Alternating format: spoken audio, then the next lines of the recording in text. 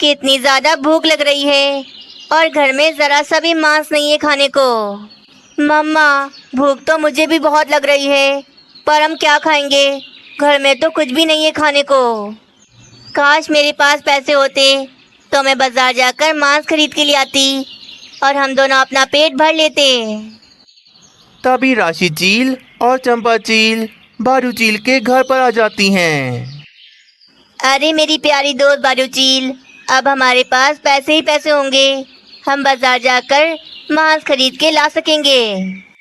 क्यों मजाक कर रही हो? हमें भला नौकरी कौन देगा? हमारे शिकार करने की वजह से सारे पक्षी तो हमसे डरते हैं।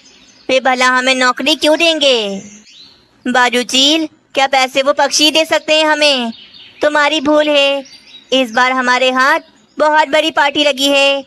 हमारे पास अब पैसे ही पैसे होंगे। क्या मतलब? मुझे समझाओ तो। तुम दोनों क्या बोले जा रही हो? मैं समझाती हूँ। बारू चील देखो, एक इंसान शिकारी ने हमसे दोस्ती कर ली है और वे किसी भी तरह जंगल के पक्षियों को पकड़ना चाहता है। हाँ, अगर हम उसकी मदद करें और पक्षियों को पकड़ के हम उस इंसान शिकारी को बेचें तो वो हमें बहुत सारे पैसे देगा। हाँ बाजू चील, फिर हम बाजार जाएंगे और बाजार से ढेर सारा मांस खरीद के ले आएंगे। पर अगर हमने पक्षियों को पकड़ लिया तो हम उन्हें पकड़ के क्यों नहीं खा लेते? उन्हें बेचने की क्या ज़रूरत है? अरे नन्हे चील, अगर हम पक्षियों को पकड़ के उस इंसान शिकारी को बेचेंगे तो हमें ज़्यादा पैसे मिलेंगे और ज़्यादा पैसों से ज़्यादा मांस आएगा। उपाय तो बढ़िया है। इस तरह हम पक्षियों से बदला ले पाएंगे और हमें पक्षियों को बेचकर ढेर सारे पैसे भी मिलेंगे। वे तीनों चीलें इस बात पर राजी हो जाती हैं। तो फिर तय रहा, कल ही हम इंसान शिकारी के पास जाएंगे और उससे सौदा पक्का कर लेंगे। थोड़ी देर में रात हो जाती है। राशि चील और चंपा चील आराम से सो रही थीं, परंतु बारू चील तो इंसान शिकारी से सौदे के बारे में सोच रही थी। मम्मा, आप भी सो जाओ ना। आप इतना क्यों सोच रही हो? कल जो होगा देखा जाएगा। अपने बेटे की बात सुनकर बारू चील भी सो जाती है। आगे की कहानी देखने से पहले वीडियो को एक लाइक जरूर कर दें। तुम तीनों चीलें मुझे तोता, चिड़िया और कबूतर लाके दो। बदले में मैं तुम्हें ढेर सारे पैसे दूंगा। पक्षियों को पकड़ना तो हमारे बाएं हाथ का खेल है। आप बस पैसे तैयार रखो। हम तीनों चीलें अभी पक्षियों को लेकर आती हैं। ऐसा बोलकर वे तीनों चीलें मिट्ठू महाराज के जंगल में चली जाती हैं। अरे वाह, आज मेरे बाबा ने मुझे 50 रुपये दिए। मैं इसमें आइसक्रीम खाऊंगा और चॉकलेट खाऊंगा। बहुत मज़ा आएगा। नन्हे तोते, तुम्हारे सपने अब धरे के धरे रह जाएंगे, क्योंकि मैं तुम्हें अपना शिकार बना लूंगी। बारू चील हमला करती है और नन्हे तोते को वे पकड़ लेती है। दूसरी ओर राशि चील ने भी मीनू चिड़िया को पकड़ लिया था। छोड़ दो मुझे, छोड़ दो मुझे। तुम्हारी हिम्मत कैसे हुई हमारे जंगल में आने की? पास में नोकीली लकड़ी पड़ी थी। मीनू चिड़िया वे उठाती है और उस लकड़ी से वे राशि चील का पर काट देती है। ओई माँ, मेरा पर! दुष्ट चिड़िया, तुझे अब मैं छोड़ूंगी नहीं। तुझे इंसान शिकारी को बेचकर ढेर सारे पैसे ले लूंगी। मीनू चिड़िया भागना तो चाहती थी, परंतु राशि चील उसे बहुत जोर से पकड़ी हुई थी। मैं कैसे पकड़ूंगी किसी पक्षी को? मुझे तो यहाँ पर कोई पक्षी नजर नहीं आ रहा।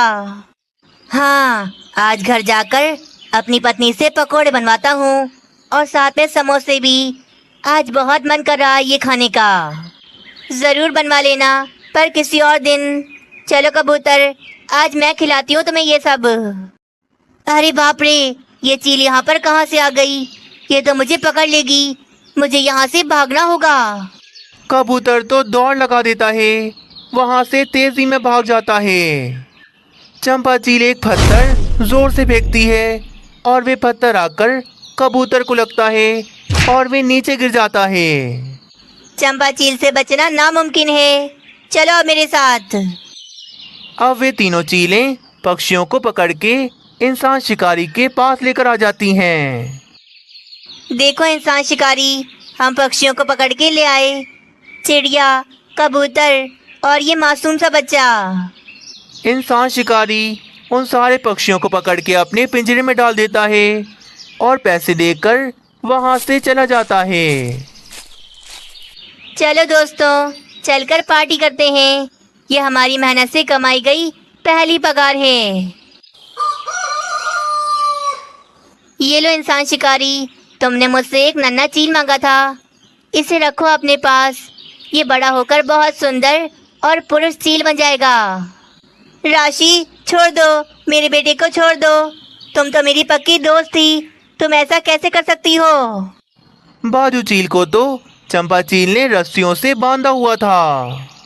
मम्मा, मम्मा, मुझे बचाओ, ये इंसान शिकारी तो मुझे पकड़ के ले जाएगा। बाजू चील देखती ही रह जाती है।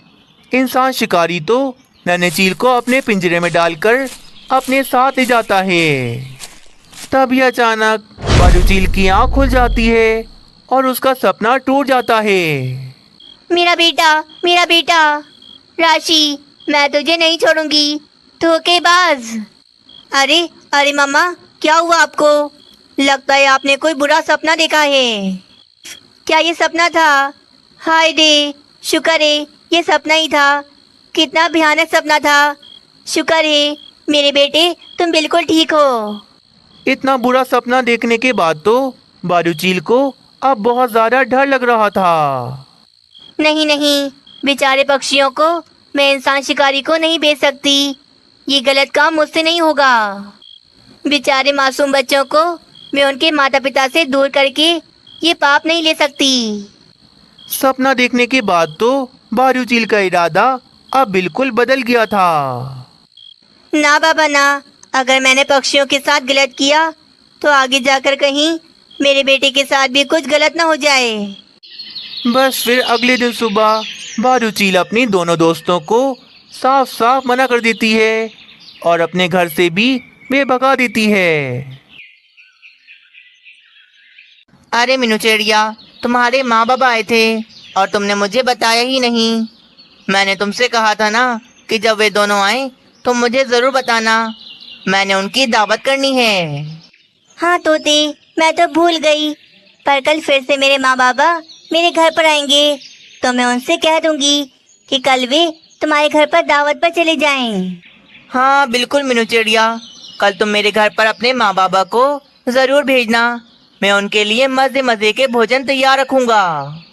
तोता ये कहकर वापस से अपने घर चला जाता है। ये तोता बिना जब तक मेरे माँ और बाबा की दावत नहीं करेगा, इसे सुकून नहीं मिलेगा। फिर अगले दिन सुबह मीनू चिड़िया के घर पर उसके माँ और बाबा आ जाते हैं। तोते जी, कुछ करे ना, घर में जरा सी दाल नहीं पड़ी कि मैं वही बना लूं। या तोती मैं क्या करूँ? तुम्हें तो पता है ना, मेरी नौकरी चली गई। मैं रोज़ाना नौकरी की तलाश में जाता हूँ पर नौकरी नहीं मिलती। ऐसा कब तक चलेगा तोते जी? हम एक टाइम भूखे रह सकते हैं, पर इस घर का किराया हम कहाँ से देंगे? ये तो हमें देना ही पड़ेगा। तोता और तोती काफी ज्यादा गरीब थे। दो दो दिन हो जाते उनके घर में कोई भोजन नहीं बनता था। बेचारे तोते की नौकरी चली गई थी और उसे अब कोई दूसरी नौकरी भी नहीं मिल रही थी। आगे की कहानी देखने से पहले वीडियो को एक लाइक जरूर कर दें। माँ बाबा, आप दोनों आ गए। मैं आप दोनों का इंतजार कर रही थी। क्या करें बेटी, तेरे बगैर दिल नहीं लगता हमारा, इसीलिए तेरे पास आ जाते हैं। तो माँ, मैंने आप दोनों से कितनी बार कहा है कि आप दोनों उस जंगल को छोड़कर यहाँ मेरे पास मेरे घर में आ जाएं और मेरे साथ रहें। नहीं बेटी, हम ऐसा नहीं कर सकते। हमारा बेघर काफी पुराना हमारे पुरखों की निशानी है, इसीलिए हम उस घर को नहीं छोड़ सकते। हाँ बाबा, ये तो है, आप दोनों को उस घर से बहुत लगाव है। आप दोनों हमेशा के लिए यहाँ मेरे पास नहीं आ सकते और मैं भी आप दोनों के पास उस जंगल में नहीं आ सकती क्योंकि मेरी नौकरी तो इसी जंगल में है। चल बेटी, मुझे तो बहुत जोरों से भूख लग रही है, जल्दी से खाना लगा दो। हाँ बेटी, जल्दी से लगा दे खाना, बहुत भूख लग रही है। तभी मीनू चिड़िया को तोते की दावत याद आती है। माँ बाबा, आज आप दोनों मेरे घर पर नहीं बल्कि तोते के घर पर जाकर भोजन खाएंगे, क्योंकि उसने आप दोनों को दावत पर बुलाया है। वाकई में तोते ने हमें दावत पर बुलाया है, फिर तो हम वहीं जाकर खाना खाएंगे। हाँ, आप दोनों तोते के घर पर चले जाएं। उसने तो मजे मजे के भोजन बनाकर तैयार भी कर लिए होंगे। बस फिर मीनू चिड़िया के माँ और बाबा तोते के घर पर दावत पर चले जाते हैं। वे दोनों तो गरीब तोते के घर पर आ गए थे। उन्हें लगा था कि उनकी दावत यहाँ पर है। आइए आइए, आप दोनों मीनू चिड़िया के माँ बाबा हैं ना? हाँ हाँ, हम मीनू बेटी के ही माँ बाबा हैं। तोते, तुमने हमें दावत पे बुलाया, हमें बहुत अच्छा लगा। चलो चलो, जल्दी से भोजन लगा दो, हमें बहुत भूख लग रही है। ये बात सुनकर तोता और तोती बहुत ज्यादा परेशान हो जाते हैं, क्योंकि उनके घर में तो खाने के लिए कुछ भी नहीं था। अरे, ये दोनों क्या बोल रहे हैं तोती? इन्हें दावत पर तुमने बुलाया है? मैं क्यों बुलाऊंगी इन्हें?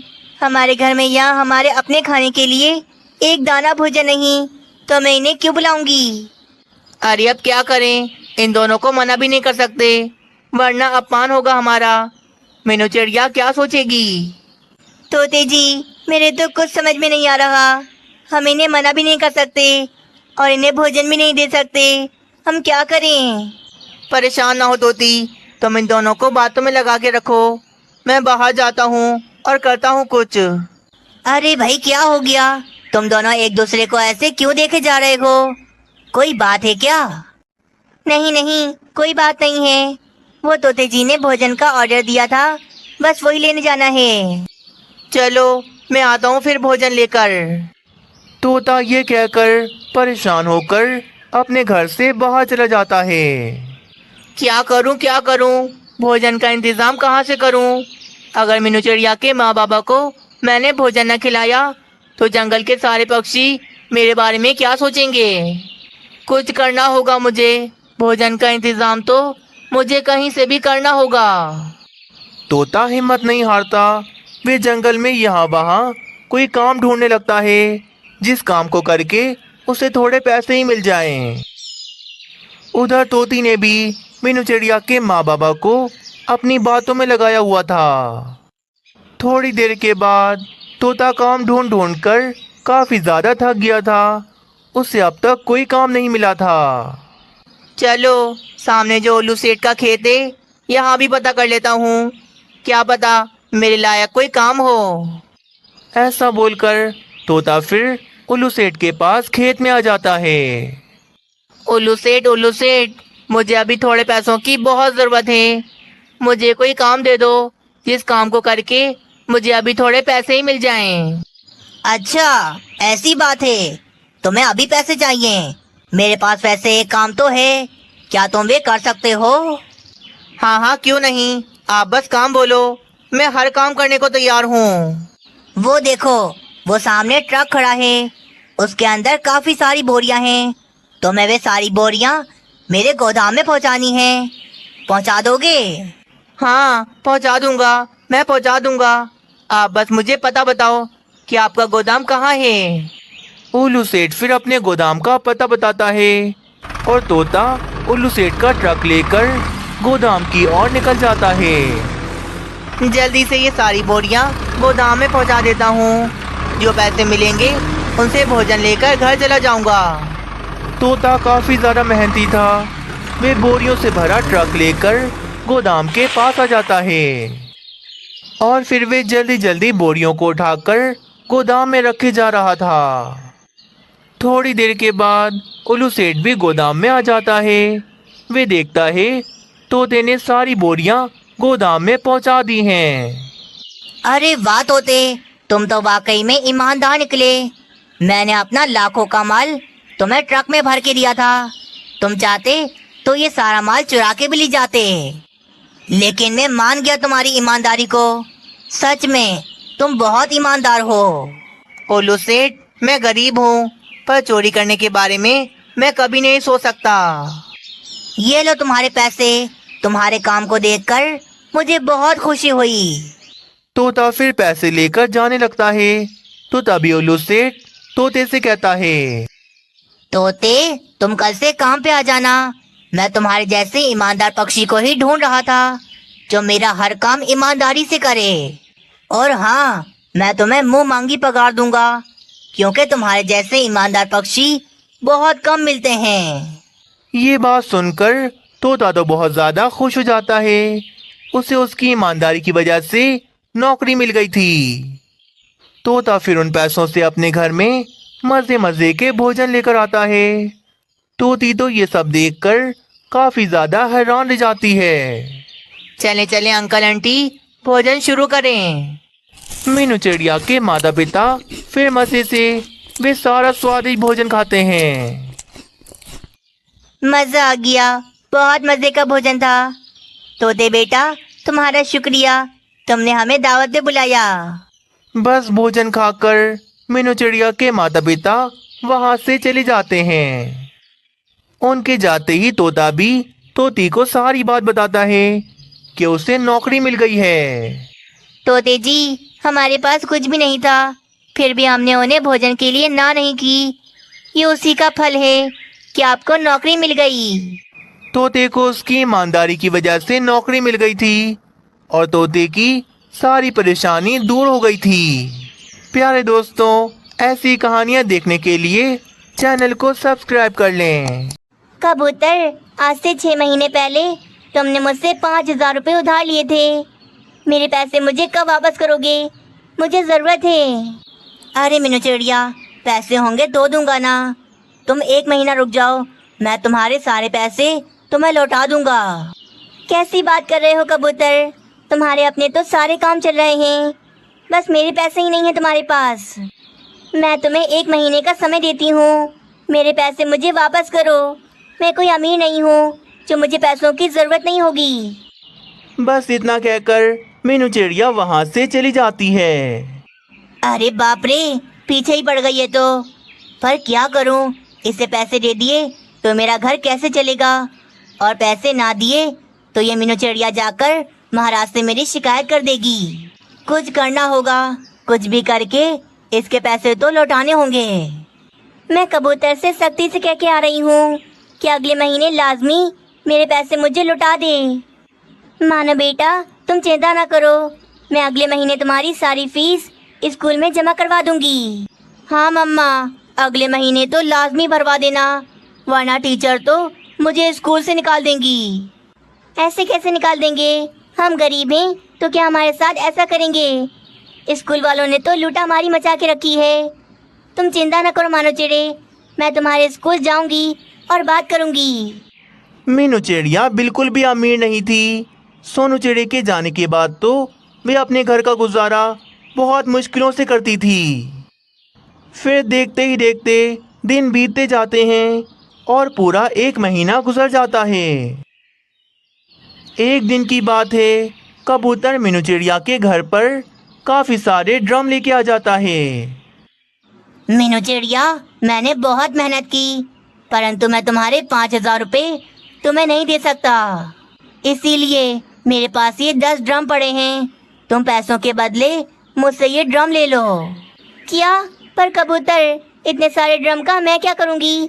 मुझे तो पैसों की ज़रूरत है। तुम तो जानती हो ना मैं कितना गरीब हूँ। 3 महीने पहले मेरी पत्नी को हार्ट अटैक आ गया था, जिसकी वजह से अब मेरे सारे पैसे उसके इलाज में लग जाते हैं। मुझे माफ़ करना यार, मैं तुम्हारे पैसे तुम्हें नहीं लौटा सकता। तुम मुझसे ये ड्रम ले लो और हिसाब पूरा करो। मीनू चिड़िया कबूतर का मासूम चेहरा देखकर भावुक हो जाती है। उसे क्या पता था कि कबूतर तो अंदर से बहुत ही चालाक है। अच्छा कबूतर, तुम परेशान ना हो ज़्यादा। तुम्हारे पास पैसे नहीं हैं तो कोई बात नहीं, मैं तुमसे तुम्हारे ये सारे ड्रम ले लेती हूँ। ये सुनकर कबूतर तो बहुत ज़्यादा ही खुश हो जाता है। बेवकूफ़ चिड़िया, ज़रा सा रोना धोना किया, पिघल गई मेरी बातों में। चलो, अब इसके उधार की चिंता तो मेरे सर से गई। खुशी खुशी कबूतर फिर वहाँ से चला जाता है। मैंने कबूतर की मजबूरी को देख के इतने सारे ड्रम तो ले लिए, पर अब मैं क्या करूँगी इन ड्रम का? मुझसे कौन खरीदेगा? मम्मा, आपने बिल्कुल अच्छा नहीं किया। हम क्या करेंगे इतने सारे ड्रम का? आपको पैसे लेने चाहिए थे। अब मेरी स्कूल की फीस कैसे भरेगी? मुझे स्कूल से निकाल देंगे। आपको मेरा बिल्कुल ख्याल नहीं है, हमेशा दूसरों का ही सोचती रहती हो। मानो चिड़ी, तुम ये मुझसे किस तरह बात कर रहे हो? तुम्हें चिंता करने की कोई ज़रूरत नहीं है, मैं सब कर लूँगी। फिर रात हो जाती है। दोनों माँ बेटा आराम से सो जाते हैं। अरे माँ, तुम कब आई? और ये क्या, अपने साथ ये क्या लेके आई हो? मेरी बेटी, तेरे घर में तो बहुत गर्मी है, तेरा घर तो बहुत गर्म है। देख, मैं तेरे लिए ये ठंडी हवा देने वाला कूलर लेके आई हूँ। वाह, ठंडी हवा देने वाला कूलर। पर माँ, ये किसने बनाया? ये कूलर तो वाकई में बहुत ठंडी हवा दे रहा है। अरे बेटी, तू भूल गई इतनी जल्दी? ये कूलर तूने ही तो बनाया था, तेरे हाथ का बना हुआ कूलर है ये। मैंने बनाया था, पर माँ मुझे तो याद नहीं आ रहा कि मैंने ये कूलर कब बनाया। बस फिर मीनू चिड़िया की माँ ये कहकर वहाँ से जाने लगती है। माँ, माँ कहाँ जा रही हो? मुझे बता के तो जाओ, इतना बढ़िया कूलर किसने बनाया? तभी ही मीनू चिड़िया की आँख खुल जाती है और उसका सपना टूट जाता है। अच्छा, तो ये सपना था मेरा। तभी मीनू चिड़िया की नज़र अपने घर में रखे हुए उन सारे ड्रामों पर पड़ती है। वाह, मिल गया उपाय मुझे। मेरी माँ की क्या बात है, उन्होंने सपने में ही मुझे इतना बढ़िया उपाय दे दिया। मुझे समझ आ गई कि इतने सारे ड्रमों का मुझे अब क्या करना है। मैं अब कमाऊंगी पैसे, वो भी बहुत सारे। फिर अगले दिन सुबह मीनू चिड़िया बाजार कुछ सामान लेने के लिए चली जाती है। थोड़ी देर के बाद मीनू चिड़िया बाजार से एक छोटा फैन और साथ में उसकी जाली भी लेकर आती है। मम्मा, आप ये क्या कर रही हो? मुझे बताओ तो। माना बेटा, तुम बस अब देखते जाओ कि मैं क्या करती हूँ। मीनू चिड़िया फिर एक ड्रम को लेकर उसे बीच में से काटने लगती है। वे ड्रम को बीच में से गोल सा काट देती है। वे जो बाजार से फैन लेकर आई थी, वे उसी फैन को उस ड्रम के अंदर फिट कर देती है और ऊपर से जाली लगा देती है। चलो, अब इस ड्रम के अंदर बर्फ डालती हूँ, फिर आएगा मजा। फिर इससे बड़े बड़े बर्फ के टुकड़े निकालकर मीनू चिड़िया उस ड्रम के अंदर डालने लगती है। फिर मीनू चिड़िया फैन ऑन करती है।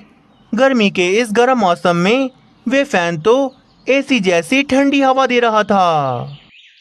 वाह भाई वाह, मेरा उपाय काम कर गया। ये ड्रम तो वाकई में एसी जैसी ठंडी हवा दे रहा है। मानो चिड़े देखो, मैं इन सारे ड्रमों को काट के इनके अंदर भी फैन लगा दूंगी और सबको ठंडी हवा देने वाला कूलर बना दूंगी। फिर जब मैं बाजार जाऊंगी अपने सारे कूलर लेकर, तो देखना पक्षी मुझसे मेरे कूलर कैसे खरीदते हैं। मैंने तुमसे कहा था मानो चिड़े, मैं तुम्हारी फीस भर दूंगी, तुम परेशान ना हुआ करो। मम्मा, आप मेरे बारे में कितना सोचती हो, और कल मैं आपसे कितना गलत कह रहा था, मुझे माफ़ कर दो। मानो चिड़े, तुम्हें गलती का एहसास हो गया, मेरे लिए यही बड़ी बात है। मैं तुमसे अब बिल्कुल नाराज़ नहीं हूँ। वैसे मम्मा, हमारा ये कूलर तो वाकई में बहुत ठंडी हवा दे रहा है। देखो, हमारे इस गर्म घर को कितना ठंडा कर दिया। मीनू चिड़िया फिर अपना वे कूलर लेकर उल्लू सेठ के घर पर आ जाती है। उल्लू सेठ, आप मुझसे मेरा ये कूलर खरीद लें। मेरा ये कूलर एसी जैसी ठंडी हवा देता है। अगर आप मेरे इस कूलर को चलाएंगे तो इसे चलाने के बाद आपके घर में जो एसी लगा है उसे चलाने की ज़रूरत नहीं पड़ेगी। अच्छा, ऐसी बात है। मीनू चिड़िया, कहीं तुम मुझसे झूठ तो नहीं बोल रही? मैं झूठ नहीं बोल रही। आप अपने एसी को बंद करके आज सारा दिन मेरे इस कूलर को चलाएं। देखना, आपका घर बहुत ठंडा रहेगा। अच्छा ठीक है। वैसे कितने में बेच रही हो ये कूलर? 1000 रुपये में, सिर्फ 1000 रुपये में। उल्लू सेठ वे कूलर खरीद लेता है। मीनू चिड़िया अपने 1000 रुपये लेकर वहीं से बाजार चली जाती है। थोड़ी देर के बाद वे बाजार से काफ़ी सारे फैन लेकर आती है और अपने काम पर लग जाती है। वे जल्दी जल्दी सभी ड्रमों को बीच में से काट रही थी। वे ड्रम के बीच में गोल सा सुराख करती और उसी के अंदर वे फैन को फिट कर देती। 2 दिन फिर गुजर जाते हैं। आज के दिन मीनू चिड़िया अपने सारे ड्रम वाले एसी ठेले पर रखकर जंगल में आ जाती है। आओ पक्षियों आओ, गर्मी के इस मौसम में सस्ता एसी ले लो। नए आविष्कार के साथ ड्रम वाला एसी ले लो। थोड़ी देर के बाद वहाँ पर कालू कौवा आता है। अरे ये क्या चीज़ है मीनू चिड़िया, ड्रम के अंदर तो पानी भरते हैं, तुमने ये क्या बना दिया? कालू कौवे, तुम इसे लेकर तो जाओ, फिर तुम्हें पता लगेगा क्या बढ़िया चीज़ है ये। मीनू चिड़िया को देखकर वहाँ पर और भी काफ़ी सारे पक्षी आ जाते हैं। अरे मीनू चिड़िया, ये तो मामूली सा ड्रम है, तुम इसे इतना महंगा क्यों बेच रही हो? क्या खासियत है इसमें? पक्षियों, एक बार मुझसे लेके तो जाओ, फिर देखना तुम सबको पता चल जाएगा क्या बढ़िया चीज़ है ये। बस इसके अंदर बर्फ के टुकड़े डाल देना, फिर देखना क्या ठंडी ठंडी हवा देगा ये। सारे पक्षी मीनू चिड़िया की बात पर भरोसा कर लेते हैं और मीनू चिड़िया से वे ड्रम वाला एसी खरीदकर अपने घर में ले आते हैं। रात हो जाती है। जंगल के सभी पक्षी मीनू चिड़िया का वे ड्रम वाला एसी चलाकर ठंडी ठंडी हवा में आराम से सो रहे थे। कबूतर जी, जंगल के सभी पक्षियों ने ड्रम वाला एसी खरीद लिया। आप भी जाएं, जाकर भी लेकर आएं। देखें ना हमारे घर में कितनी गर्मी होती है। हाँ, गर्मी तो है बहुत। चलो ठीक है, मैं जाता हूँ और वे ड्रम वाला एसी लेकर आता हूँ। कबूतर को पता नहीं था कि ये काम तो मीनू चिड़िया कर रही है। वे ड्रम वाला एसी लेने मीनू चिड़िया के पास चला जाता है। अरे भाई, कहाँ हो? मुझे ये ड्रम वाला एसी चाहिए। मीनू चिड़िया जैसे ही सामने आती है तो कबूतर तो मीनू चिड़िया को देखकर हैरान रह जाता है। अरे अरे मीनू चिड़िया, तुम ये ड्रम वाले एसी बेच रही हो। कबूतर, तुम्हारे पास तो पैसे नहीं थे, तो अब ये ड्रम वाला एसी तुम कैसे लोगे? कबूतर की सच्चाई मीनू चिड़िया के सामने आ जाती है। कबूतर तो बहुत ज़्यादा शर्मिंदा हो जाता है। जंगल के सभी पक्षियों ने मिलकर अपनी ज़मीन पर गंदम, चावल और दालों की फसलें लगाई हुई थीं। बस जल्दी से बारिश हो जाए ताकि हमारी फसलें बड़ी हो जाएं और हमें ज्यादा मुनाफा मिले। मीनू चिड़िया, दूसरे जंगलों में तो बारिशें हो गई कब की, अब हमारी बारी है। हमारे जंगल में भी जल्द ही बारिशें होने वाली हैं। 2 दिन गुजर जाते हैं। अगले दिन सुबह से ही ठंडी हवाओं के साथ बारिशें शुरू हो जाती हैं। अरे वाह वाह, बारिशें हो गई।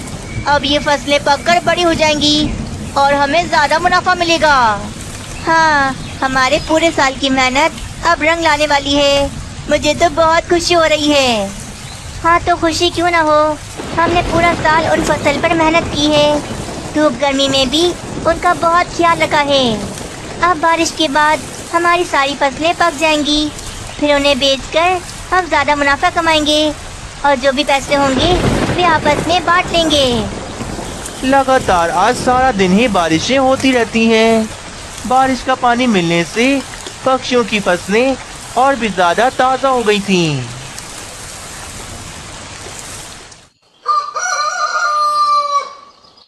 चलो चलो पक्षियों, हम सब मिलकर जल्दी से अपनी सारी फसल काट लेते हैं ताकि दूसरे जंगल जाकर अपना ये सारा अनाज बेच सकें।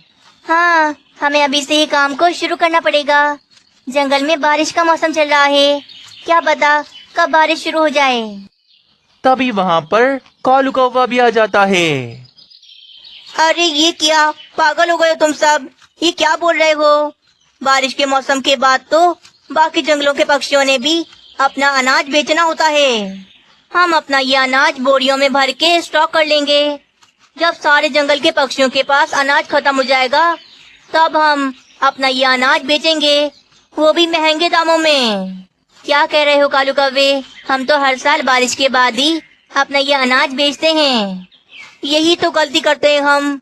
पूरा साल मेहनत करके फसल लगाते हैं और जब सब पक्षियों के पास अनाज होता है तो तब जाकर हम कम दामों में अपना ये अनाज बेच देते हैं।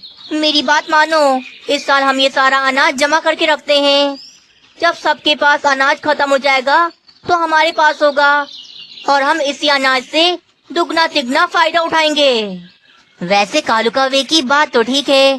3-4 महीनों के बाद हमें इसी अनाज के दुगने तिगने दाम मिलेंगे। पक्षियों, हमें ज्यादा लालच नहीं करनी चाहिए। वैसे भी बारिश का मौसम चल रहा है। अगर ज्यादा बारिशें हो गईं तो इन फसलों को हम कहाँ संभालेंगे? मीनू चिड़िया, हमारे जंगल में बहुत बारिशें हो गईं, अब नहीं होंगी। तुम ज्यादा हम पक्षियों की माँ ना बनो। देखो पक्षियों, तुम सब इस मीनू चिड़िया की बात ना मानो। अगर ज्यादा पैसे कमाने हैं तो मेरी बात मानो। कालू कौवे के मन में हर वक्त लालच रहती थी। पक्षी भी उसकी बातों में आ जाते हैं। हाँ रे हाँ, मैंने तो पूरा साल मेहनत की, धूप में काम कर करके काली हो गई। अगर मुझे मेरे अनाज से ज्यादा मुनाफा मिलेगा तो इससे अच्छी बात मेरे लिए और क्या हो सकती है। बुलबुल बहन, तुम लालच ना करो। वैसे भी इतने सारे अनाज को छुपाकर हम कहाँ रखेंगे? ये तो गलत बात है। हमने पूरा साल जितनी भी मेहनत की है उसका पैसा तो हर साल हमें मिल ही जाता है। वैसे भी लालच करने से हमेशा नुकसान ही हुआ है। तोते, तुम चुप करो वरना लगाऊंगा एक तुम्हें। अपनी ईमानदारी अपनी जेब में रखो। याद रखो पक्षियों, जब तक हम कोई गलत काम नहीं करेंगे हमें ज्यादा पैसे नहीं मिलेंगे। कालू कौवे, तुम क्या सिखा रहे हो पक्षियों को? तुम्हें अगर इतनी लालच है तो अपना अनाज लो और यहाँ से जाओ। हम पक्षियों को गलत बातें ना सिखाओ। मीनू चिड़िया, तुम आज कुछ ज्यादा बोल रही हो। रुको जरा, अभी बताता हूँ। कालू कौवा गुस्से में मीनू चिड़िया को जोर से लगाता है। कालू कौवे, तुमने ये क्या किया? क्यों मारा मुझे? मैंने अभी एक ही मारा है। दोबारा मेरे बीच में आई तो इससे ज्यादा मारूंगा। मेरा नाम कालू कौवा है, कालू कौवा। बहुत बुरा कौवा हूँ मैं। मीनू चिड़िया, जाने दो यार, ये शैतान कौवा है। और इन पक्षियों को भी छोड़ो। अगर इन्हें लालच करनी है तो करें, हमें क्या, इन्हें सजा खुद ही मिल जाएगी। बस फिर मीनू चिड़िया और तोता मिलकर अपना अपना अनाज वहाँ से काटने लगते हैं। अगले दिन सुबह मीनू चिड़िया और तोता उल्लू सेठ को बुला लेते हैं ताकि वे अपना सारा अनाज उन्हें बेच सकें। अरे ये क्या, बाकी सारे पक्षियों का अनाज कहाँ है? क्या इस साल ये सारे पक्षी मुझे अपना अनाज नहीं बेचेंगे? मुझे नहीं पता, शायद इन पक्षियों के मन में लालच आ गई है। पर उल्लू सेठ, आप मेरे और तोते का अनाज ले लें और बदले में हमें पैसे दे दें। अरे अरे पक्षियों, इस बार मैं अच्छी कीमत दूंगा क्योंकि बाकी के जंगलों में अनाज की कमी है, इसीलिए अनाज की बहुत मांग है। अगर ज्यादा दामों में मुझे यह अनाज देना है तो दे दो अभी, इससे अच्छा मौका नहीं मिलेगा। अरे ये उल्लू सेठ क्या बोल रहे हैं? कहीं ऐसा तो नहीं हम अनाज ना बेचकर कुछ गलत कर रहे हो? अरे बुलबुल बहन, थोड़ा सब्र रखो। ये उल्लू सेठ तो हर बार बातें ही बनाता है। आखिर व्यापारी जो है। 4 महीने रुक जाओ, 4 महीने के बाद हमारे भोजन की बहुत मांग होगी, फिर देखना हमें कितना मुनाफा मिलेगा। इस बार भी सारे पक्षी कालू कौवे की बात मानकर उल्लू सेठ को अपना अनाज नहीं बेचते। सिर्फ मीनू चिड़िया और तोता ही अपना अनाज बेच देते हैं और पैसे ले लेते हैं। मैं हमेशा से चाहता था कि मीनू चिड़िया से बड़ा बन जाऊं। सारे के सारे पक्षी मेरी बात माने। कितना अच्छा लग रहा है, सारे पक्षी मेरे साथ हैं और इस बार मीनू चिड़िया के साथ कोई भी नहीं है। यूं ही फिर समय बीता है और 4 महीने गुजर जाते हैं। 4 महीने गुजर गए, अब हमारे अनाज की बहुत मांग होगी। बताओ उल्लू सेठ, हमारा ये सारा अनाज तुम कितने में लोगे? अरे ना बाबा ना, इस साल तो अनाज ही अनाज है। मेरे गोदाम अभी तक फुल हैं। मेरे खुद के जंगल में अनाज की बड़ी बड़ी फसलें लगी हैं। मुझे अनाज की अभी कोई जरूरत नहीं। क्या ये क्या बोल रहे हो उल्लू सेठ? कालू कौवा तो बोल रहा था कि 4 महीनों के बाद हमारे अनाज की बहुत मांग होगी। कालू कौवा तो पागल है, ये कोई व्यापारी है जो इसे इतनी जानकारी होगी। जब मीनू चिड़िया और तोते ने अपना भी अनाज बेचा था तब थी बहुत मांग, पर तब तो किसी पक्षी ने मुझे अपना ये अनाज बेचा नहीं था। इसीलिए अब भूख तो बैठकर इस बार मैं तुम में से किसी का अनाज नहीं लेने वाला। उल्लू सेठ तो उन सभी लालची पक्षियों को हरी झंडी दिखाता हुआ चला जाता है। कालू कौवे, हमने तुम पर भरोसा करके तुम्हारी बात मानी थी। देख लो, हमसे हमारा अनाज अब कोई नहीं ले रहा। हाय रे, हम कहाँ फंस गए, ये क्या मुसीबत आ गई। दुष्ट कौवे, तुम तो बड़ी बड़ी बातें कर रहे थे, अब क्यों चुप हो? बोलो ना, तुमने ये क्या किया हमारे साथ? अरे पक्षियों, हमारे साथ कुछ बुरा नहीं होगा, ना हमारा नुकसान होगा। रुको जरा, मैं अभी जग्गू सेठ को बुलाता हूँ। थोड़ी देर के बाद कालू कौवा जग्गू सेठ को बुला के लाता है। अरे पक्षियों, अगर यही सारा अनाज मुझे 4 महीने पहले देते तो मैं तुम्हें बहुत सारे पैसे देता, पर अभी अनाज की बिल्कुल मांग नहीं। इस अनाज को लेकर तो मेरा नुकसान ही होगा। जग्गू सेठ, आप तो ऐसा न बोलो, हमारी सालों की मेहनत है। अगर ये अनाज ना बिका तो हमारा बहुत नुकसान हो जाएगा। अच्छा ठीक है, मैं खरीद लेता हूँ, पर बहुत कम दाम दूंगा, क्योंकि अब तो ये अनाज ताज़ा भी नहीं है। एक बोरी के सिर्फ 100 रुपए। क्या मुफ्त कमा लिए? चलो भाग जाओ यहाँ से, हमें नहीं बेचना तुम्हें कुछ भी। जग्गू सेठ भी वे अनाज नहीं खरीदता और वहाँ से चला जाता है। ये सारा कुछ इस कौवे की वजह से हुआ है। बहुत शातिर बन रहा था, मीनू चिड़िया का मुकाबला करने चला था। देख लो पक्षियों, इसने हमारे साथ क्या किया। गलती हो गई, हमसे गलती हो गई जो हमने इस कौवे पर भरोसा किया। हाय रे, हमें उस समय कितने अच्छे पैसे मिल रहे थे, पर हमने इस कौवे की बातों में आकर अपना अनाज ना बेचा। उन सारे पक्षियों को कालू कौवे पर बहुत गुस्सा आ रहा था। वे कालू कौवे को बहुत मारते हैं और अपना गुस्सा निकालते हैं। जंगल के पक्षी बहुत गरीब थे। आए दिन वे दाना ढूंढने के लिए यहाँ वहाँ भटकते रहते थे। कब तक हम जंगल में इस तरह भटकते हुए दाना ढूंढते रहेंगे? अब तो जंगल में दाना ढूंढना नामुमकिन हो गया है। हमें कोई नौकरी करनी चाहिए ताकि पैसे कमाकर हम दूसरे जंगल से दाना खरीद सकें। क्या पागल हो गई हो मीनू चिड़िया? इतनी ज़्यादा मेहनत कौन करेगा? बुलबुल बहन, मीनू चिड़िया को तो मेहनत करने का चस्का लगा हुआ है। देखो तो क्या बोल रही है। पहले हम पूरा दिन थक हार कर मेहनत से नौकरी करेंगे, फिर जाकर हमें कहीं भोजन मिलेगा। मीनू चिड़िया एक तरह से ठीक कह रही है कि हमें नौकरी करनी चाहिए, परंतु मैं कालू कौवे के भी साथ हूँ। नौकरी करने में बहुत मेहनत लगती है, हम कैसे करेंगे ये सब? अरे चलो चलो, सब मिलकर दाना ढूंढने चलो।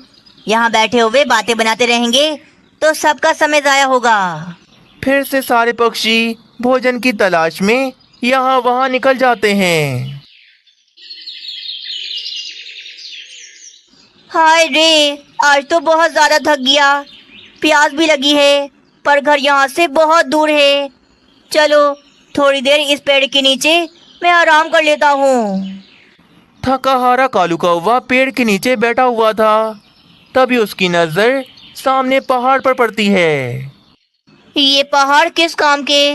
दूसरे जंगलों में तो पहाड़ों से सोना और चांदी निकलता है, पर हमारे जंगल के ये पहाड़ मिट्टी के अलावा हमें कुछ नहीं दे सकते।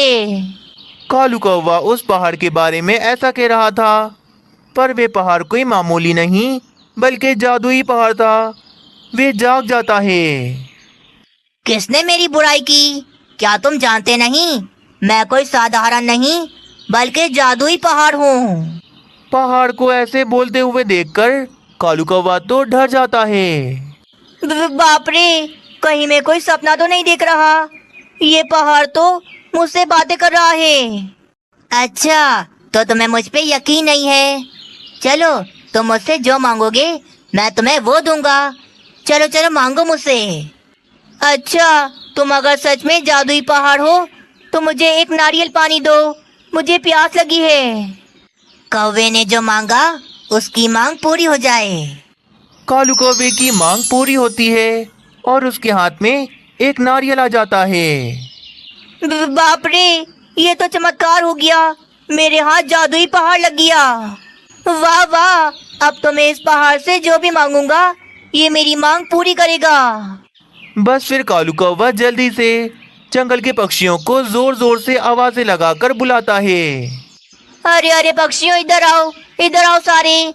यहाँ चमत्कार हो गया, यहाँ चमत्कार हो गया।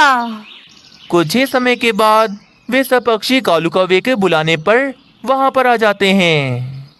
आगे की कहानी देखने से पहले वीडियो को एक लाइक जरूर कर दें। क्या बात है कालू कौवे, क्यों चिल्ला रहे हो? रसोई में दाल चढ़ा के आई हूँ, जल्दी बताओ। कालू कौवा जादुई पहाड़ की बात फिर सब पक्षियों को बताता है। अगर यकीन नहीं आता तो इस जादुई पहाड़ से मांग के देखो। देखना कि तुम्हारी मांग को जरूर पूरी करेगा। ऐसी बात है तो मैं मांगती हूँ इस पहाड़ से, फिर दूध का दूध और पानी का पानी हो जाएगा। ए जादुई पहाड़, मुझे भूख लग रही है, मुझे अभी के अभी गरम गरम भोजन दे दो। इस चिड़िया की मांग पूरी हो जाए, जो इसने मांगा वे इसे मिल जाए। पहाड़ का इतना कहना था कि मीनू चिड़िया के सामने मजे मजे के भोजन आ जाते हैं। अरे वाह, ये तो वाकई में जादुई पहाड़ है। चमत्कार हो गया। हमारे जंगल में जादुई पहाड़ था और हमें पता ही नहीं चला। पक्षियों, मेरी बात सुनो। मैं एक दिन में एक पक्षी की सिर्फ एक ही इच्छा को पूरी कर सकता हूँ। तो पक्षियों, बस फिर अब से हम रोजाना सभी पक्षी एक एक करके अपनी मांग जादुई पहाड़ को बताएंगे और ये जादुई पहाड़ हम सबकी मांग पूरी करेगा। फिर अगले दिन से लंबी लाइन लग जाती और सभी पक्षी एक एक करके अपनी अपनी इच्छाएं उस जादुई पहाड़ से पूरी करवा रहे थे। ऐसे ही फिर पूरा 1 महीना गुजर जाता है। अरे पता है पक्षियों, मैंने इस जादुई पहाड़ से गरम गरम पुलाव मांगे थे, पर इसने तो मुझे पुलाव देने से मना कर दिया। क्या पागल तो नहीं हो गए कबूतर? शुभ शुभ बोलो। जादुई पहाड़, मुझे आम खाना है, मुझे अभी के अभी आम दो। पक्षियों, तुम सब ने मुझे बड़ी देर से ढूंढा, इसीलिए मैं अब समय के साथ साथ बूढ़ा हो रहा हूँ और मेरी शक्तियाँ भी अब कम होती जा रही हैं। मैं तुम सबकी रोजाना तो इच्छाएं पूरी नहीं कर सकता, पर हाँ, हफ्ते में एक दिन जरूर मैं तुम सबकी सारी इच्छाएं पूरी करूँगा। हाय रे, क्या मजाक कर रहे हो जादुई पहाड़? अगर हमें हफ्ते में एक दिन भोजन मिलेगा तो बाकी के दिन हम क्या खाएंगे? पक्षियों, मैं इससे ज्यादा और कुछ नहीं कर सकता।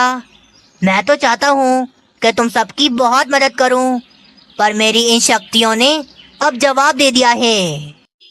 बस फिर अब हफ्ते में एक ही दिन वे जादुई पहाड़ पक्षियों की मांग पूरी करता, पर इस तरह पक्षी बिल्कुल भी खुश नहीं थे। पहले कितना सुकून था, हम रोजाना जादुई पहाड़ से अपनी इच्छाएं पूरी करवाते थे, पर अब उस जादुई पहाड़ के बहुत नखरे हो गए हैं। हाँ, मुझे तो ऐसा लगता है वे हमसे झूठ कह रहा है। भला किसी जादुई पहाड़ की शक्तियाँ भी कभी खत्म हो सकती हैं। क्या हो गया है पक्षियों? भला वे जादुई पहाड़ हमसे झूठ क्यों बोलेगा? मुझे नहीं लगता कि वे जादुई पहाड़ हमसे झूठ बोल रहा है। मीनू चिड़िया, तुम्हें जो भी लगे, पर ये बात सच है कि वे पहाड़ झूठा है। वे हमसे झूठ बोल रहा है ताकि हम पक्षी रोजाना जाकर उसे परेशान न करें। तो ऐसा क्या करें जिससे हम उस जादुई पहाड़ को सबक सिखा सकें? मेरे पास एक उपाय है। वे जादुई पहाड़ पूरा का पूरा जादुई है, उसके एक एक पत्थर में जादू है। अगर हम उस जादुई पहाड़ को तोड़कर उसके सारे जादुई पत्थर आपस में बांट लें तो हम सब पक्षियों के पास अपने अपने जादुई पत्थर होंगे। फिर हम उनसे जो भी मांगेंगे वे हमें देंगे। हाँ, इस तरह हमें रोजाना उड़कर उस जादुई पहाड़ के पास भी नहीं जाना पड़ेगा। हमारे घर में ही होगा जादुई पत्थर। बस फिर क्या, वे सभी पक्षी बड़े बड़े हथौड़े लेकर उस जादुई पहाड़ को तोड़ने चले जाते हैं और उसके पास आकर वे सभी पक्षी एक साथ मिलकर उस जादुई पहाड़ को तोड़ने लग जाते हैं। अरे अरे, ये तुम सब क्या कर रहे हो? मुझे क्यों तोड़ रहे हो? मुझे ना तोड़ो, मुझे ना तोड़ो। कोई भी पक्षी नहीं रुकता, सब मिलकर उस पहाड़ को तोड़ने में लगे हुए थे। आखिरकार वे उस पहाड़ को तोड़कर उसके छोटे छोटे पत्थर अपने साथ ले जाते हैं। सारे पक्षियों ने मिलकर उस जादुई पहाड़ को तोड़ दिया था। बेचारा वे जादुई पहाड़ अब मर चुका था। मेरे जादुई पत्थर, मेरी इच्छा को पूरी करो। मुझे बहुत सारे पैसे और मजे मजे के भोजन दो। बुलबुल तो देखती ही रह जाती है, पर वे पत्थर उसे कुछ भी नहीं देता। कालू जी, ये आपसे नहीं होगा।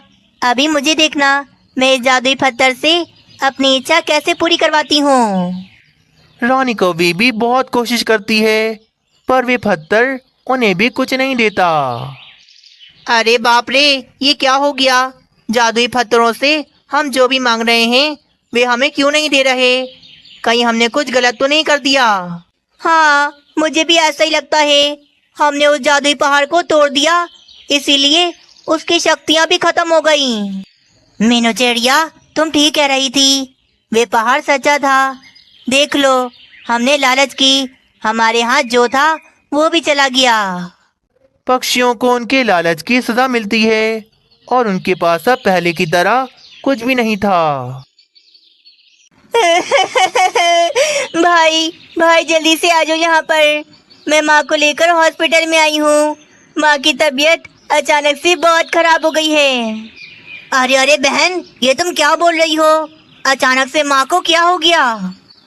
भाई, मुझे नहीं पता माँ को क्या हो गया। अचानक से बेहोश हो गई और अब तक होश नहीं आया। तुम चिंता ना करो और रोना बंद करो। मैं आ रहा हूँ, अभी आ रहा हूँ तुम्हारे पास। ये खबर सुनकर उल्लू सेठ काफी ज्यादा परेशान हो जाता है। वे जाने ही लगता है, तभी उसे अपने घर में रखे हुए सोने के बिस्किट का याद आता है। अरे, प्रीतम अपने मैके गई है और इस जंगल में चोरी चकारी तो होती रहती है। मैं अपने सोने के बिस्किट को ऐसे अकेला छोड़कर तो नहीं जा सकता। उल्लू सेठ फिर फौरन से अपनी अलमारी खोलकर वे सोने का बिस्किट निकाल लेता है। क्या करूं? इस बिस्किट को मैं कहाँ रखूं?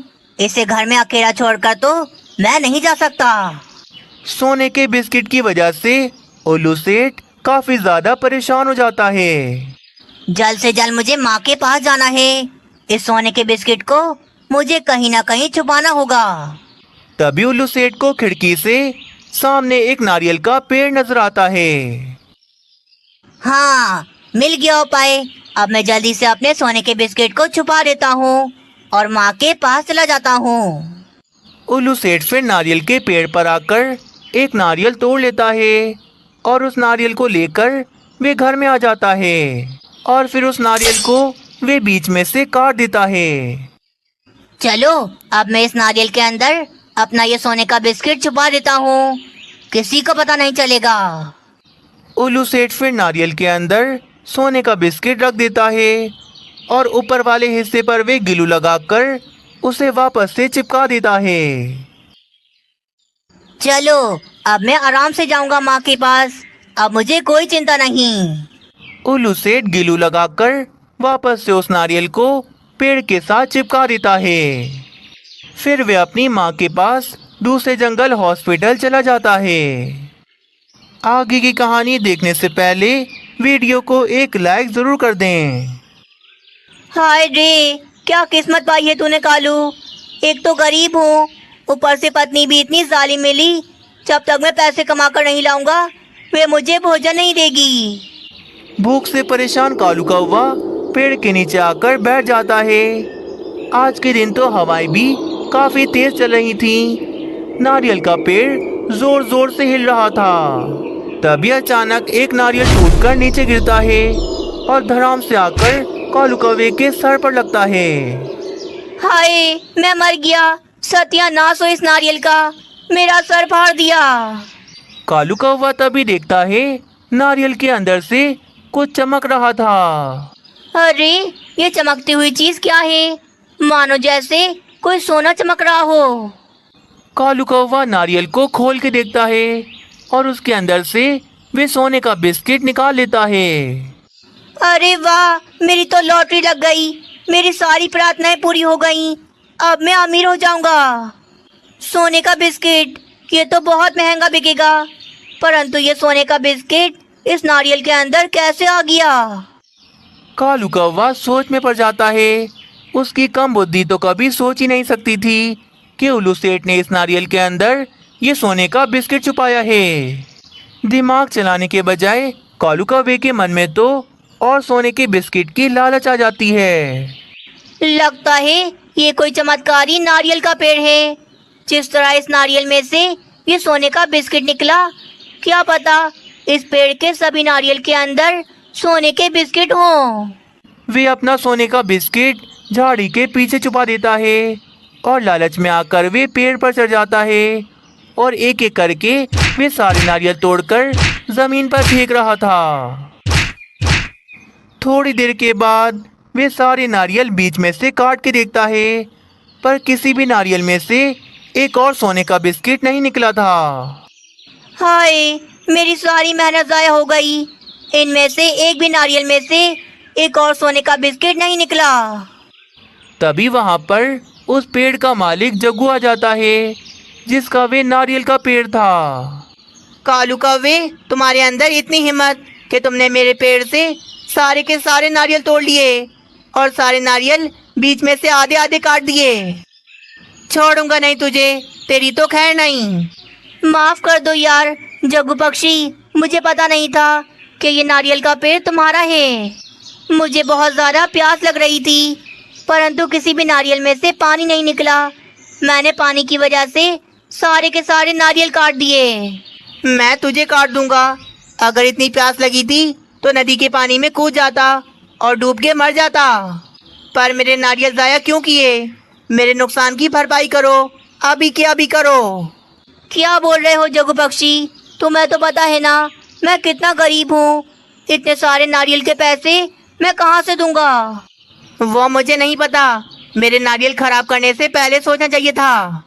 अगर कल के कल तुमने मेरे सारे नारियल के पैसे ना दिए तो याद रखना, मैं तुम्हारे घर में घुस जाऊंगा और तुम्हें तुम्हारे ही घर से मैं बाहर निकाल दूंगा। बस इतना कहकर जग्गू पक्षी वहां से चला जाता है। हाय रे, मेरे जीवन में तो खुशियाँ लिखी ही नहीं है। अभी थोड़ी देर के लिए खुशी मिली थी और ये जग्गू पक्षी आ गया लूटने। अब मैं इसके पैसे कहाँ से लौटाऊंगा? अगर मैंने इसके पैसे ना लौटाए तो ये वाकई में मेरा घर मुझसे छीन लेगा। कालू कौवा फिर झाड़ी के पीछे से अपना वे सोने का बिस्किट निकाल लेता है। इस सोने के बिस्किट का वजन तो काफ़ी ज़्यादा है। अगर मैं इस सोने के बिस्किट को बेचूंगा तो मुझे काफ़ी ज़्यादा पैसे मिल जाएंगे। मैं फिर जग्गू पक्षी के पैसे उसके मुंह पे मारूंगा और बाकी के पैसे और रानी को लेकर हमेशा के लिए दूसरे जंगल चला जाऊंगा। ये सोचकर कालू कौवा सोने का बिस्किट लेकर अपने घर चला जाता है। कालू जी, क्या वाकई में ये सोने का बिस्किट है? परंतु कोई सोने का बिस्किट नारियल के अंदर क्यों रखेगा? ऐसा भी हो सकता है कि किसी ने चोरी के डर से ये सोने का बिस्किट नारियल के अंदर छुपा दिया हो। पर जो भी है, अब ये सोने का बिस्किट हमारे हाथ लग गया है। हाँ, पर कालू जी, आप इस सोने की बिस्किट का क्या करोगे? मैं सबसे पहले ये सोने का बिस्किट बेचूंगा ताकि उस जग्गू पक्षी के पैसे मैं उसके मुंह पे मारूं और जो बाकी के पैसे बचेंगे वे हम लेकर दूसरे जंगल चले जाएंगे और वहाँ पर सारी जिंदगी हम आराम से रहेंगे। कालू जी, इतना महंगा सोने का बिस्किट तो बस एक ही पक्षी है जो हमसे खरीद सकता है, वे है उल्लू सेठ। पर कालू जी, उल्लू सेठ अभी जंगल से बाहर है। वे जब जंगल में वापस आ जाएगा तो हम जाकर ये सोने का बिस्किट उसे बेच देंगे। बस फिर 2 दिन गुजर जाते हैं। 2 दिन के बाद उल्लू सेठ वापस से अपने जंगल में आ जाता है। अरे ये क्या, इस नारियल के पेड़ की हालत इतनी बुरी कैसे हो गई? सारे नारियल कहाँ चले गए? अरे बाप रे, मेरा सोने का बिस्किट वे भी नारियल के अंदर था। उल्लू सेठ का तो ये बहुत बड़ा नुकसान हो गया था। जिस चोर ने भी मेरा सोने का बिस्किट चुराया होगा, मैं उसे छोड़ूंगा नहीं, उसकी हड्डी पसली तोड़ दूंगा। तभी कालू कौवा खुशी खुशी उल्लू सेठ के पास आ जाता है। उसे क्या पता था कि वे तो खुद ही अपने पैर पर कुल्हाड़ी मारने जा रहा है। अरे उल्लू सेठ, कहाँ थे आप? मैं 2 दिनों से आपको ढूंढ रहा था। मैंने आपको कुछ बेचना है, आप उसे देखकर खुशम खुश हो जाओगे। अच्छा, ऐसा भी क्या हाथ लग गया तुम्हारे? क्या कोई लॉटरी निकल आई है? कालू कौवा कपड़ा हटाता है और वे सोने का बिस्किट उल्लू सेठ को दिखाता है। ये देखो, मेरे पास इतना बढ़िया ये भारी सोने का बिस्किट है। ये मेरी माँ की आखिरी निशानी है। मैं इसे बेचना चाहता हूँ पूरे 50,000 रुपये में। उल्लू सेठ सोने के बिस्किट को देखकर पहचान जाता है कि ये तो उसी का है। हाँ हाँ, क्यों नहीं, मैं इस सोने के बिस्किट को जरूर खरीदूंगा, परंतु 50,000 रुपये में नहीं, बल्कि 50 मुक्कों और 50 डंडों में। क्या मतलब? मैं कुछ समझा नहीं। मतलब तो मैं तुझे अभी समझाता हूँ, चोर कहीं के लालची कौवे। उल्लू सेठ फिर गुस्से में कालू कौवे को बहुत ज्यादा मारता है और अपना सारा गुस्सा वे कालू कौवे पर निकालता है। तोता और इसकी पत्नी बहुत गरीब थे, परंतु वे फिर भी खुश रहते थे। तोता एक छोटे से खेत में काम करता और अपनी पत्नी के साथ वे एक छोटे से घोंसले में रहता था। चले ना तोते जी, कुछ बाहर से खा के आते हैं। वैसे भी कितने दिन गुजर गए, हमने बाहर जाकर कुछ खाया नहीं। अरे तोती, मेरे पास अगर पैसे होते तो मैं रोजाना तुम्हें बाहर खिलाने ले जाता, पर मेरे पास पैसे ही नहीं हैं। तुम यही कुछ बना लो। हाँ हाँ, मुझे पता ही था आप यही बोलोगे। मज़ेदार भोजन खाने के लिए तो मैं तरस गई हूँ। घर में कुछ सामान नहीं होता और बाहर जाने का बोलूँ तो आपके ये बहाने होते हैं। यार तोती, तुम नाराज क्यों होती हो? मैं बहुत मेहनत करता हूँ खेत में। देखना, मुझे यकीन है हम एक दिन बहुत अमीर हो जाएंगे। हाँ हाँ, खेत में तो जैसे आपको कोई बड़ा खजाना मिलने वाला है जो आप अमीर हो जाओगे। बस आपकी बातें ही बातें हैं, मेरा दिल ना बहलाएं। अच्छा ना यार, तुम बताओ ना, तुम क्या बना रही हो भोजन में? क्या ही बनाऊंगी, पूछ तो ऐसे रहे हैं कि जैसे बहुत सारा सामान लाके रखा है घर में। दाल पड़ी है, वही बना रही हूँ, चुपचाप से खा लेना। तोती ने बराबर वाले पेड़ पर अपनी रसोई बनाई हुई थी, वे वहीं पर भोजन बनाती थी। शादी के समय मैंने तोती से क्या क्या वादे किए थे कि इसके हर सपने पूरे करूँगा, पर अब तक एक सपना पूरा ना किया। मैं अपनी पत्नी को कोई सुखी जीवन नहीं दे पा रहा। तोता हर बार यही सोचकर बहुत ज़्यादा परेशान हो जाता। वहीं तोती भी अकेले में तोते को परेशान देखकर बहुत ज़्यादा परेशान हो जाती थी। मैं बिना बिला वजह कुछ भी बोल जाती हूँ। तोते जी मेरे लिए दिन रात मेहनत करते हैं, कड़ी धूप में खेत में काम करते हैं, फिर भी मैं उन्हें इतनी बातें सुनाती हूँ। अगले दिन सुबह तोता अपने काम पर चला जाता है। वे पूरे खेत में पानी देकर काफी ज्यादा थक चुका था। तभी उसे अपनी पत्नी की वही बात याद आती है। मजेदार भोजन खाने के लिए मैं तरस गई हूँ। चलो आज तोती को खुश कर देता हूँ। काम से वापसी पर मैं नदी के रास्ते होता हुआ जाऊँगा और एक मछली पकड़कर मैं अपने घर ले जाऊँगा। तोती मछली को देखकर आज बहुत ज़्यादा खुश हो जाएगी। आगे की कहानी देखने से पहले वीडियो को एक लाइक ज़रूर कर दें। थोड़ी देर के बाद शाम हो जाती है। तोता अपना काम ख़त्म करके नदी के किनारे चला जाता है और वहाँ पर आकर वे मछली पकड़ने लगता है। आजा मछली आजा, आजा, आ गई मछली मेरे जाल में। वे तोता मछली को पकड़ लेता है और उसे बीच में से आधा काट देता है। वे देखता है उसके पेट से तो पीले कलर का सोने जैसा अंडा निकलता है। अरे अरे ये क्या? ये चमकता हुआ मछली के पेट से सोने का अंडा निकला। अरे वाह, मैं अमीर हो गया, मैं अमीर हो गया। सोने का चमकदार अंडा देखकर तोता तो खुशी से पागल हो जाता है। चलो एक और मछली पकड़ता हूँ, क्या पता उसके पेट से भी सोने का अंडा निकल आए।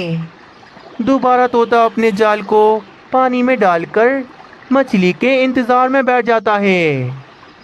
कुछ देर में एक और मछली उसके जाल में फंसती है।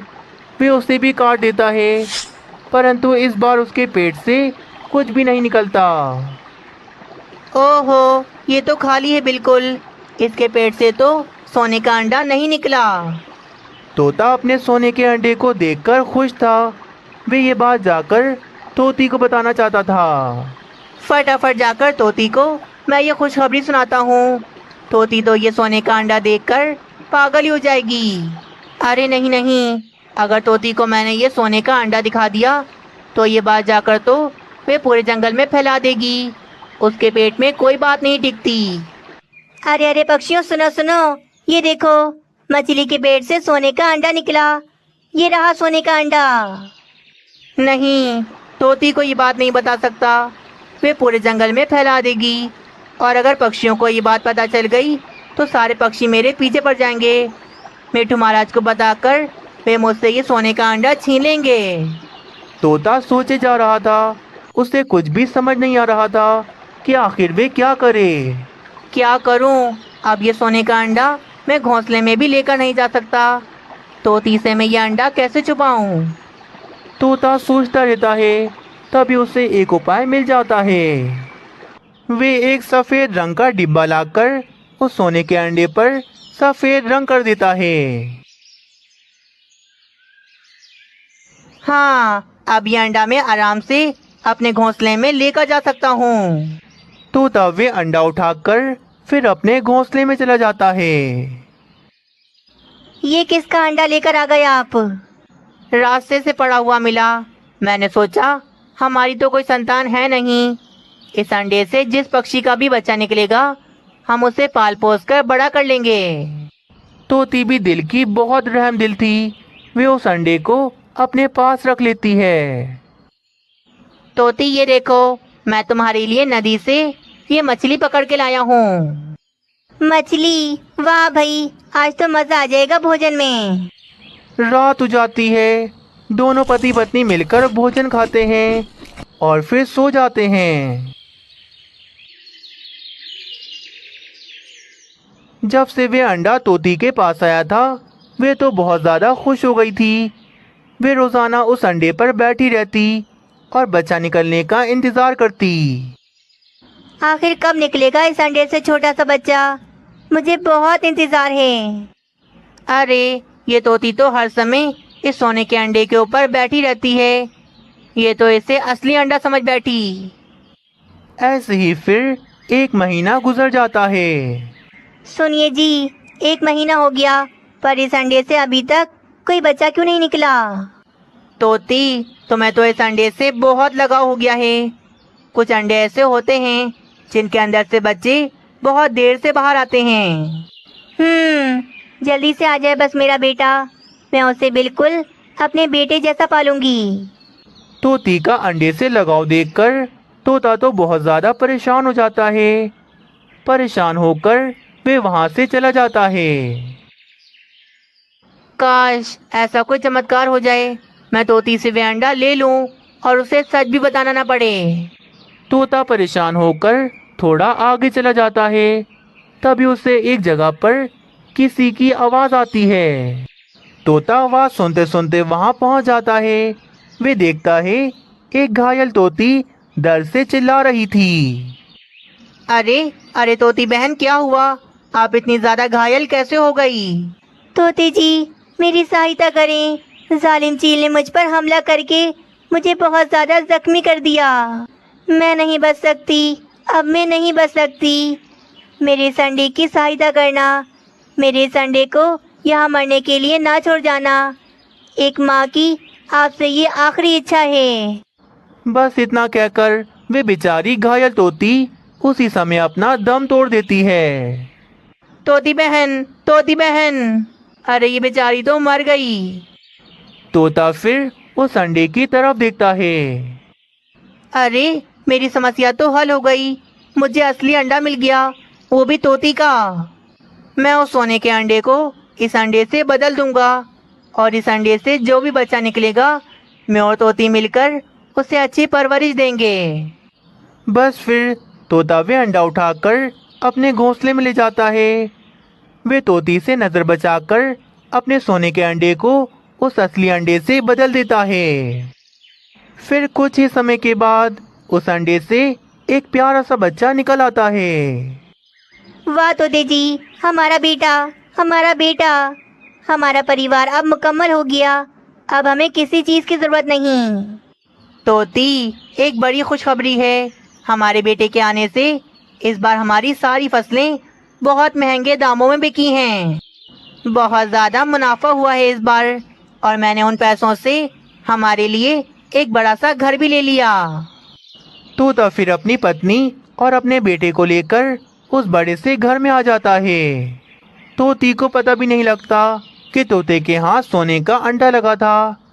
तोता और तोती अब सुखी सुखी अपना जीवन बिताने लगते हैं। मम्मा, मम्मा मुझे बचाओ, मुझे बचाओ। मैं पानी में डूब जाऊंगी, मुझे बचाओ। अरे अरे कोई तो बचाओ, मेरी बेटी को बचाओ। कुएं से बाहर निकालो, वरना मेरी बेटी पानी में डूबकर मर जाएगी। चिड़िया बहन, पहले ही अपनी बेटी का ध्यान रखना चाहिए था। अब इतने गहरे पानी से हम इसे बाहर कैसे निकालेंगे? मैं कुछ नहीं जानती, कुछ भी करो, मेरी बेटी की जान बचा लो। ये बहुत छोटी है, पानी में डूबकर मर जाएगी। अरे अरे, ये बातें करने का समय नहीं है। कोई जाओ, सैनिकों को बुला के लाओ, अब वही हमारी मदद करेंगे। मीनू चिड़िया, जब तक सैनिक आएंगे जब तक तो बेचारी नन्ही चिड़िया पानी में डूब जाएगी। बस फिर क्या था, छोटी मासूम नन्ही चिड़िया गहरे पानी में डूब जाती है और माँ चिड़िया बस देखती ही रह जाती है। मेरी बच्ची पानी में डूब गई, मेरी बच्ची पानी में डूब गई। हाय रे, ये मैंने क्या कर दिया? सारी गलती मेरी है, मुझे उसका ध्यान रखना चाहिए था। चिड़िया बहन, जो हो गया सो हो गया, खुद को संभालो। अगर इसी तरह रोती रहोगी तो तुम्हारे दोनों छोटे बच्चों को कौन संभालेगा? आज जंगल में बहुत बुरा हादसा हुआ था, जिसकी वजह से सब पक्षी बहुत ज़्यादा उदास थे। आगे की कहानी देखने से पहले वीडियो को एक लाइक ज़रूर कर दें। बस फिर इसी तरह 6 महीने गुजर जाते हैं। नन्ही चिड़िया का हादसा होने के बाद भी वे पक्षी बाज ना आए थे। वे अपने बच्चों को कुएं के पास जाने से मना नहीं करते थे। पता है, जब से बारिशें हुई हैं हमारे कुएं का पानी बढ़ गया है, वरना इस सड़ी गर्मी में कुएं से पानी निकालना कितना मुश्किल था। हाँ, तुम ठीक कह रही हो। कुएं से पानी निकाल निकाल कर मेरी कमर ने तो जवाब दे दिया था। परंतु जब से पानी बढ़ा है अब आसानी हो गई है, ज़्यादा झुकना नहीं पड़ता। रानी, तुम यहाँ बैठी क्या गप्पे लड़ा रही हो? देखो, राजू को प्यास लगी है और घर में एक कतरा पानी नहीं है। तुम जाओ इसे लेकर कुएं से पानी पिला के लाओ। उफ, एक तो ये राजू बिना हर समय पानी की मछली बना रहता है। अच्छा कालू जी, जाती हूँ इसे लेकर। सब कुछ ठीक चल रहा था। सारे पक्षी अपने जीवन में व्यस्त थे। मम्मा, मैंने सारा काम कर लिया, मेरा सारा होमवर्क हो गया। अब मैं अपने दोस्तों के साथ बाहर खेलने जा रहा हूँ। हाँ हाँ, ज़रूर जाओ मानो चिड़े, पर याद है ना, कुएं के पास नहीं जाना। हाँ मम्मा, मुझे अच्छे से याद है, मैं कभी भी कुएं के पास नहीं जाऊँगा। जंगल में मीनू चिड़िया के अलावा बाकी सारे पक्षी लापरवाह थे। वे अपने बच्चों का बिल्कुल ख्याल नहीं रखते थे। अरे वाह, आज तो सारे दोस्त आए हैं। आज तो खेलने का बड़ा मजा आएगा। चलो पकड़ा पकड़ी खेलते हैं। नहीं नहीं, पकड़ा पकड़ी में तुम जीत जाते हो, मुझसे तो भागा ही नहीं जाता। मैं गिर जाती हूँ। अगर मैं गिर गई तो मेरी मम्मा तो मुझे बहुत डांटेंगी। हाँ हाँ यार, हम कुछ और खेलते हैं। अरे देखो, नन्हा तोता अपनी नई फुटबॉल लेकर आया है। चलो फुटबॉल के साथ खेलते हैं, बड़ा मजा आएगा। हाँ हाँ, ये फुटबॉल तो मेरे बाबा ने मुझे कल ही लाके दी है। चलो हम सब फुटबॉल के साथ खेलते हैं। बस फिर सारे नन्हे पक्षी फुटबॉल के साथ खेलने लग जाते हैं। तभी अचानक तोता जोर से टक्कर मारता है और वे फुटबॉल तो कुएं के पास चली जाती है। अरे, इतनी जोर से टक्कर मारने की क्या जरूरत थी?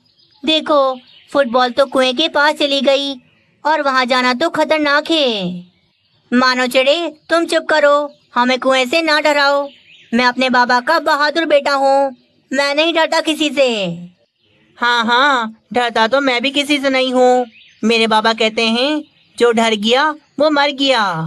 यार दोस्तों, अभी हम सब बच्चे हैं, जो चीज खतरनाक हो हमें उससे दूर रहना चाहिए।